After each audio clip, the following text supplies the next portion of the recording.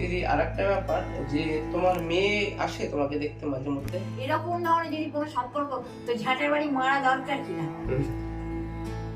যে কাফের আমার ভাই কিছু বলবে সোদপুর থেকে এসে, যাই হোক আমরা সব এসে ব্লগ বানাচ্ছি, তো দিদিকে নিয়ে আজকে দু চার কথা আমাদের ভাই কিছু তুলে ধরো।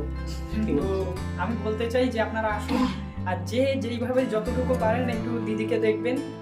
দিদিকে আপনারা যত দিদিকে আপনারা এগিয়ে নিয়ে যান গানের জগতে। আর মিথ্যে কথাটা বলবেন না দয়া করে। যেই সব ইউটিউবাররা বলছেন যে দিদিকে এই দিচ্ছি ওই দিচ্ছি, এটা প্লিজ বলবেন না, আমার রিকোয়েস্ট। দিদিকে যদি সত্যিই ভালোবেসে থাকেন দিদির কাছে আসুন। আপনারা যখন সময় পারবেন দিদির কাছে আসুন, এসে দিদিকে যাই দেবেন দিদি তাতেই খুশি। সত্যি রানুদি ভাবা যায় না, লোভী না যে হ্যাঁ এটা যা খুশি তাই করতে হবে, কিছু বাদ। দিদি কত ভালো মনের মানুষ। আমি আপনাদের বলছি, দিদির কাছে যখনই আসি দিদি কিন্তু আমাদের ওখানে বসিয়ে রাখে ঠিকই, তারপর আমাদেরকে বলে যে যাও গিয়ে পা ধুয়ে আসো। ধুয়ে এসে তো দিদি আমাদের কিন্তু ঢুকতে দেয় যতই দেরি হোক। আর দিদিকে যদি একটা কোনো আমরা খাবার দিই, দিদি কিন্তু সেটা শেয়ার করে খায়। আপনারা বিভিন্ন ভিডিওতে দেখে থাকবেন, দিদি কিন্তু লোভী না। সবাই এই জিনিসগুলো সব শেয়ার করে না, যেহেতু তাদের একটা ভিউজ পেতে হবে তাই তারা করে না। দিদি কিন্তু লোভী না। আমি আপনাদের বলে থাকি বিভিন্ন ভিডিওতে, দিদি লোভী না। দিদিকে আপনারা ভালোবেসে যতটুকু দেবেন, দেখবেন দিদি আপনাদের কিন্তু শেয়ার করে খাবে। এটুকু আমি গ্যারান্টি দিয়ে বলে, যে কোনো একটা খাবার দিন শেয়ার করে খাবে। যেখানে দেখায় যে সেলফিনেস দেখায় বা তোমার গিয়ে স্বার্থী যা নয় তাই সেগুলো দেখায়। যেগুলো আমি ধরো আমি খেতে বসেছি কেউ আছে, সেখানে যদি মনে করি আমরা কিছু সেটাকে সেট করে খাবো, সে বাচ্চার সঙ্গে বলো বা বাচ্চা বন্ধুদের সঙ্গে বা কোনো ইয়াংম্যান বা বয়স্ক, তো সেইটা অসম্ভব হয়। যেখানে তখন কি হতে নিজেকেই খেতে হয়। যেইখানে আজকে 2024-এ দাঁড়িয়ে কেউ যদি আমাদের ধরুন একটা কোনো খাবার দেয় বা কিছু দেয়, সেইখানে আমরা কাউকে কিন্তু শেয়ার করি না। সেই আজকে 2024-এ দাঁড়িয়ে আমি বলছি, সেই আজকালকার দিনেও এত ভালো মনের মানুষ আছে আমাদের গ্রামে। দিদি আরেকটা ব্যাপার যে তোমার মেয়ে আসে তোমাকে দেখতে মাঝে মধ্যে, আরে তোমরা যদি কোনো সময় মনে হয় মেয়ে এসছে মেয়ে বলে, এখন এইখানে কনফিউজ হয়ে যায় একটা ব্যাপার যে আসলে সে আমার মা না আমি তার মেয়ে। এই যে একটা ব্যাপার থাকে না, খুবই কনফিউজ করে জানো তো। আবার যখন দেখি যে হ্যাঁ এই কথাটা ঠিক জায়গায় ঠিক বলছে, তখন সেটাকে মানা যায়, কিন্তু সবসময় সেটা মানা যায় না। তুমি বলো তোমার যে মেয়ে, তুমি তাকে তো মেয়ে বলবে না, তুমি যাকে তাকে। আর যদি বা কাউকে বললে মেয়ে তাকে, তোমার কি সে মনটা ভরবে? তোমার কি সত্যি মেয়ে আছে নেই না কি?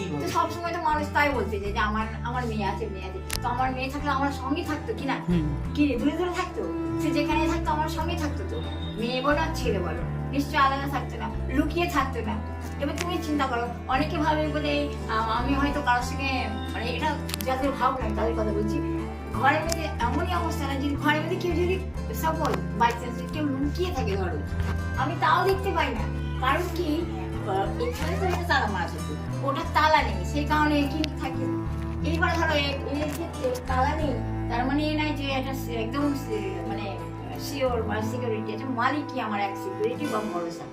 কিন্তু এই তালাটা আছে বলে এই তালাটা এখানে মারা থাকে, হ্যাঁ এই তালাটা এখানে লক করা থাকে, রাতে ঘুমোয়।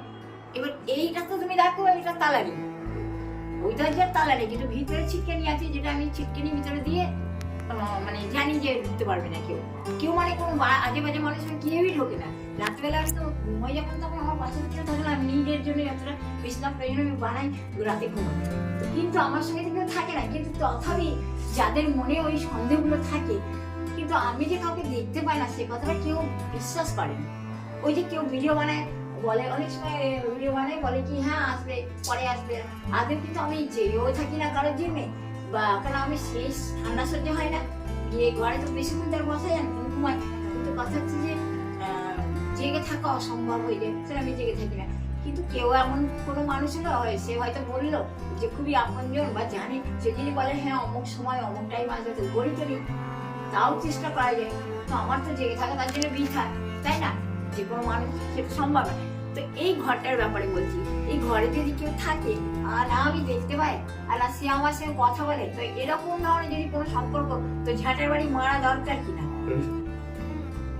যে কাপের যে কাপুর ঘরের মধ্যে যদি লুকিয়ে থাকে, কথা বলতে বড় সাহস হয় না, তো তো তাকে ঝাঁটা দিয়ে মারার দরকার কি না? হুম, হুম, হুম।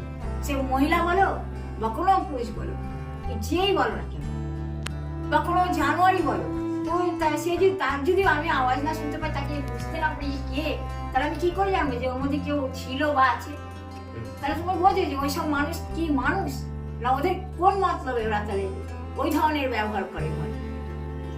সে তুমি কোনো মহিলা বলো ক্ষেত্রে, বা কোনো ছেলে, বা কোনো পুরুষ, বা কোনো মেয়ে, তো উচিত ওরকম ধরনের তরম গিয়ে ঝাঁটা নিয়ে বাটার নিয়ে গিয়ে পিটানো দরকার, দরজা হঠাৎ করে খুলতে হবে আর গিয়ে ঘুম ঘাপ মারতে হবে, কারণ ওটা লুকিয়ে, ওইটা বলে না। তুমি আসলে বললে তুমি হ্যাঁ আমার দিনে আসবে বা আসছো, তার জন্য জানা রইলো হ্যাঁ তুমি আসছো, তুমি ঘরে বসলে বা তোমার সঙ্গে কথাবার্তা হলো বারান্দায় ঘরে, সেটা আলাদা। তুমি থাকলে জানা গেল যে তুমি মানুষটা ওখানে ঘরে রয়েছে, দেখা যাচ্ছে, বাইরে বেরোচ্ছে বা চলে যাচ্ছে, মানে বাড়িতে থাকলে তো তার তো প্রয়োজন হয়। ও সেরাম কিছু না, তো সে তাকে কি বলা যায়? শয়তান, জঘন্য শয়তান। সে লুকিয়ে যারা থাকে তাদের শয়তান বলা হয়, ওই ধরনের শয়তান। আর যারা ভালোর জন্য ধরো ফৌজি বা কোনো দেশের উপরে অত্যাচার হচ্ছে, দেশ যারা নাকি দেশদ্রোহী, তারা ওরকম ভাবে লুকিয়ে থেকে অনেক সময় দেখা যায় ওরকম ধরনের কিছু চালাকি খাটাচ্ছে। কিন্তু যারা নাকি ভালো, যে মানে দেশ বাঁচাতে যায়, দেশকে রক্ষা করতে, তাদের কথা আলাদা। কিন্তু তবুও তো কথা বলা দরকার।